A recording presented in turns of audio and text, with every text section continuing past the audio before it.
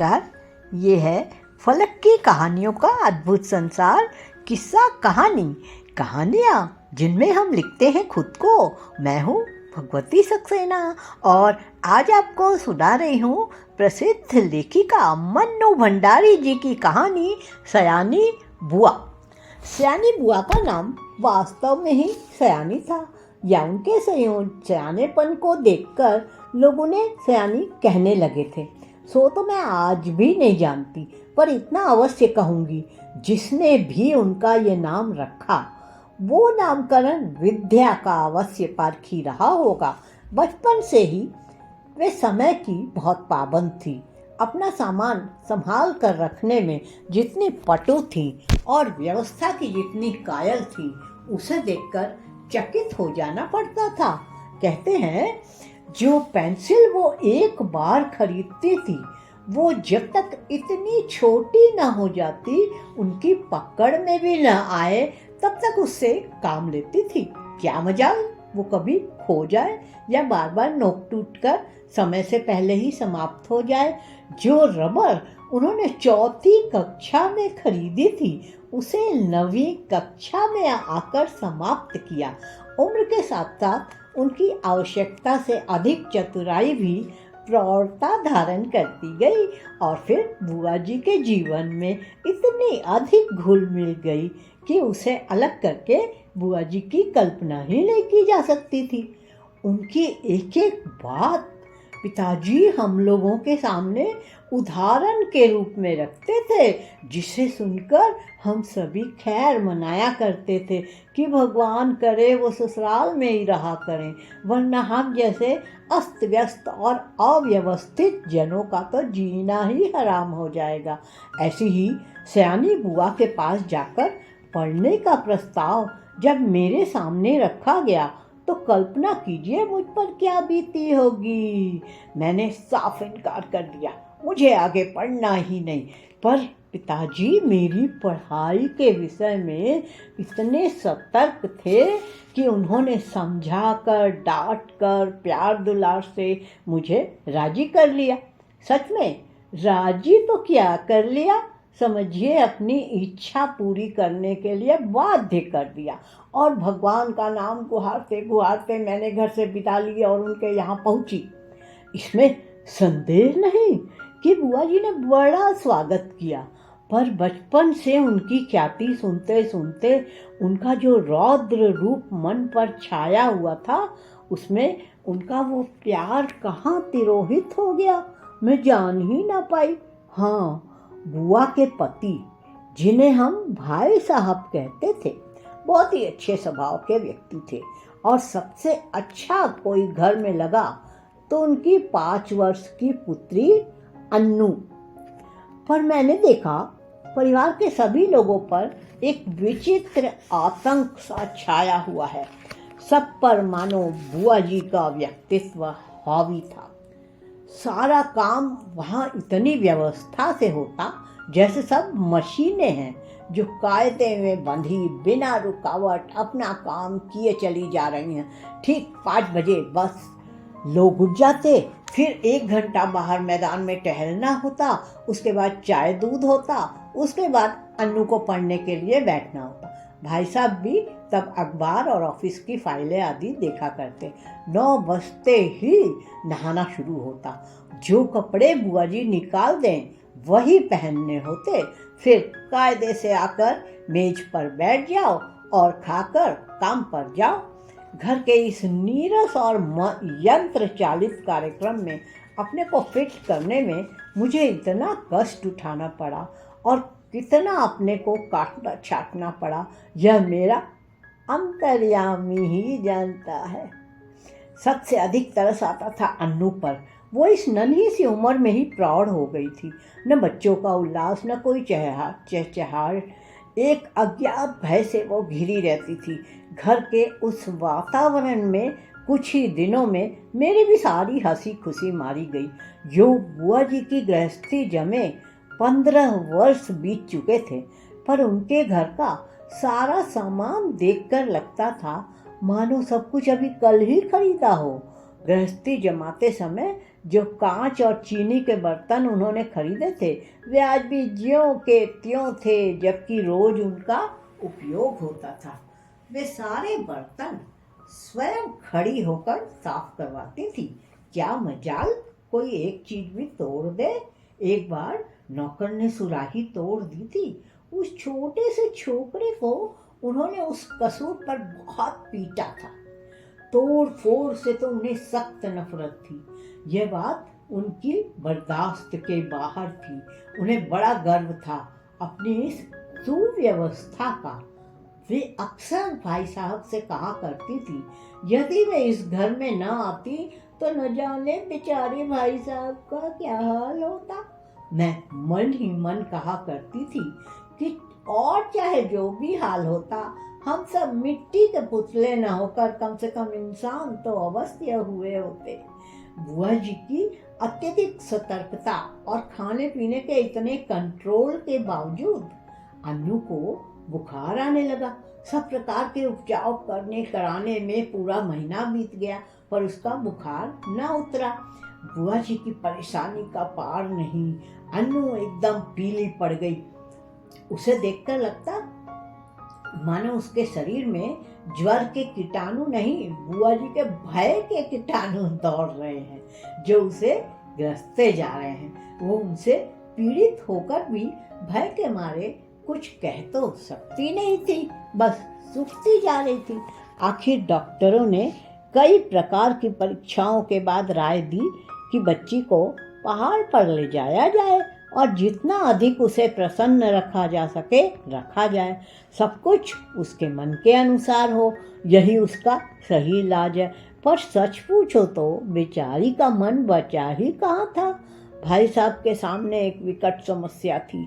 बुआ जी के रहते ये संभव नहीं था, क्योंकि अनजाने ही उनकी इच्छा के सामने किसी और की इच्छा चल ही नहीं सकती थी। भाई साहब ने शायद सारी बात डॉक्टर के सामने रख दी। तभी डॉक्टर ने कहा, माँ के साथ रहना ठीक नहीं होगा। बुआ जी ने सुना तो बहुत आनाकानी की, पर डॉक्टर की राय के विरुद्ध जाने का साहस वे कर नहीं सकी, तो मन मारकर वहीं रह गई। जोर शोर से अन्नू के पहाड़ पे जाने की तैयारी शुरू हुई। पहले दोनों के कपड़ों की लिस्ट बनी, फिर जूतों की, मोजों की, गर्म कपड़ों की, ओढ़ने बिछाने के सामानों की, बर्तनों की। हर चीज रखते समय वो भाई साहब को सख्त हिदायत कर देती थी, एक भी चीज खोनी नहीं चाहिए। देखो, ये फ्रॉक मत खो देना, 7 रुपए मैंने इसकी सिलाई में दी है। ये प्याले मत तोड़ देना, वरना 50 रुपए का सेट बिगड़ जाएगा। और हाँ, गिलास को तुम तुच्छ समझते हो, उसकी परवाह नहीं करोगे, पर देखो यह 15 बरस से मेरे पास है, कहीं खरोंच तक नहीं, तोड़ दिया तो ठीक ना होगा। प्रत्येक वस्तु की हिदायत के बाद वो अन्नू पर आई। वो किस दिन किस समय क्या खाएगी उसका मीनू बना दिया। अब कब कितना घूमेगी, क्या पहनेगी, सब कुछ निश्चित कर दिया। मैं सोच रही थी, यहाँ बैठे बैठे ही बुआ ने ऐसा बांध दिया कि बेचारे अपनी इच्छा के अनुसार क्या खाक करेंगे। सब कह चुकी तो जरा आद सर में बोली, कुछ अपना भी ख्याल रखना, दूध फल बराबर खाते रहना। हिदायतों की इतनी लंबी सूची के बाद भी उन्हें यही कहना पड़ा, जाने तुम लोग मेरे बिना कैसे रहोगे, मेरा तो मन ही नहीं मानता। हाँ, बिना भूले रोज एक चिट्ठी डाल देना। आखिर वह क्षण भी आ पहुंचा जब भाई साहब एक नौकर और अन्नू को लेकर चले गए। बुआ जी ने अन्नू को खूब प्यार किया, रोई भी। उनका रोना मेरे लिए नई बात थी। उसी दिन पहली बार लगा कि उसकी भयंकर कठोरता में कहीं कोमलता भी छिपी है। जब तक तांगा दिखाई देता रहा वो उसे देखती रही। उसके बाद कुछ क्षण निर्जीव सी होकर पड़ी रही, पर दूसरे ही दिन से घर फिर वैसे ही चलने लगा। भाई साहब का पत्र रोज आता था जिसमें अन्नू की तबीयत के समाचार रहते थे। बुआ जी भी रोज एक पत्र लिखती थी जिसमें अपनी उन मौखिक हिदायतों को लिखित रूप में दोहरा दिया करती थी। पत्रों की तारीख में अंतर रहता था, बात शायद सब में वही रहती थी। मेरे तो मन में आता था कह दूं, बुआ जी रोज पत्र लिखने का कष्ट क्यों करती हो? भाई साहब को लिख दीजिए कि एक पत्र गत्ते पर चिपका कर पलंग के सामने लटका लें, रोज सवेरे उठकर पढ़ लिया करें। पर इतना साहस था नहीं कि ये बात कह सकूं। करीब 1 महीने के बाद एक दिन भाई साहब का पत्र नहीं आया, दूसरे दिन भी नहीं आया। बुआ जी बड़ी चिंतित हो उठी। उस दिन उनका मन किसी काम में नहीं लगा। घर की कसी कसाई व्यवस्था कुछ शिथिल से मालूम होने लगी।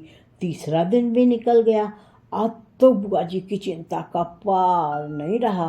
रात को वे मेरे कमरे में आकर सोईं, पर सारी रात दुस्वप्न देखती रहीं, रोती रहीं, मानो उनका वर्षों में जमा हुआ नारित्व पिघल पड़ा था और अपने पूरे वेग के साथ वो बह रहा था। वो बार बार कहती, उन्होंने स्वप्न में देखा है कि भाई साहब अकेले चले आ रहे हैं, अन्नू साथ नहीं है, उनकी आंखें भी लाल है, वो फूट फूट कर रो पड़ती।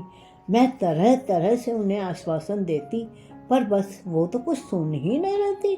मेरा मन भी कुछ अन्नू के ख्याल से, कुछ बुआ जी की यह दशा देखकर बड़ा दुखी हो रहा था। तभी नौकर ने भाई साहब का पत्र ला कर दिया। बड़ी व्यग्रता से कांपते हाथों से उन्होंने उसे खोला और पढ़ने लगी। मैं भी सांस रोककर बुआ जी के मुंह की ओर देख रही थी। एकाएक पत्र फेंक कर सिर पीटती बुआ जी चीख कर रो पड़ी। मैं धक्क रह गई। आगे कुछ सोचने का साहस ही नहीं होता था। आंखों के आगे अन्नू की भोली सी नन्ही सी तस्वीर घूम गई। तो क्या अब अन्नू सचमुच ही संसार में नहीं है? ये सब कैसे हो गया? मैंने साहस करके भाई साहब का पत्र उठाया। लिखा था, प्रिय सयानी, समझ में नहीं आता किस प्रकार तुम्हें यह पत्र लिखूं, किस मुंह से तुम्हें यह दुखद समाचार सुनाऊं। फिर भी रानी, तुम इस चोट को धैर्यपूर्वक सह लेना। जीवन में दुख की घड़ियां भी आती हैं, उन्हें साहसपूर्वक सहने में ही जीवन की महानता है। यह संसार नश्वर है, जो बना है वह एक न एक दिन मिटेगा ही। शायद इस तथ्य को सामने रखकर हमारे यहाँ कहा है कि संसार की माया से मोह रखना दुख का मूल है। तुम्हारी इतनी हिदायतों के और अपनी सारी सतर्कता के बावजूद मैं उसे नहीं बचा सका। इसे अपना दुर्भाग्य के अतिरिक्त और क्या कहूँ, यह सब कुछ मेरे ही हाथों होना था। आंसू भरी आँखों के कारण शब्दों का रूप अस्पष्ट से अस्पष्टतर होता जा रहा था और मेरे हाथ कांप रहे थे। अपने जीवन में यह पहला अवसर था जब मैं इस प्रकार किसी की मृत्यु का समाचार पढ़ रही थी। मेरी आंखें शब्दों को पार करती हुई जल्दी जल्दी पत्र के अंतिम हिस्से पर जा पड़ी। धैर्य रखना मेरी रानी, जो कुछ हुआ उसे सहने की और भूलने की कोशिश करना। कल 4 बजे तुम्हारे 50 रुपए वाले सेट के दोनों प्याले मेरे हाथ से गिरकर टूट गए। अन्नू अच्छी है, शीघ्र ही हम लोग रवाना होने वाले हैं। 1 मिनट तक मैं हतबुद्धि सी खड़ी रही, समझ ही नहीं पाई ये क्या से क्या हो गया। ये दूसरा सदमा था। जो ही कुछ समझी मैं जोर से हंस पड़ी।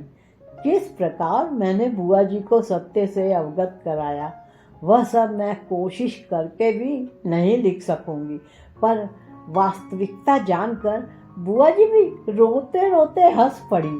5 आने की सुराही तोड़ देने पर नौकर को बुरी तरह पीटने वाली बुआ जी आज 50 रुपए वाले सेट के प्याले टूट जाने पर भी हंस रही थी, दिल खोल कर हंस रही थी, मानो उन्हें स्वर्ग की निधि मिल गई हो। अभी आप ये कहानी इतनी ही। अभी आप सुन रहे थे भगवती सक्सेना की आवाज़ में मन्नू भंडारी जी की रचना सयानी बुआ। ये है फलक का चैनल किस्सा कहानी। फिर मिलते हैं एक नई कहानी के साथ।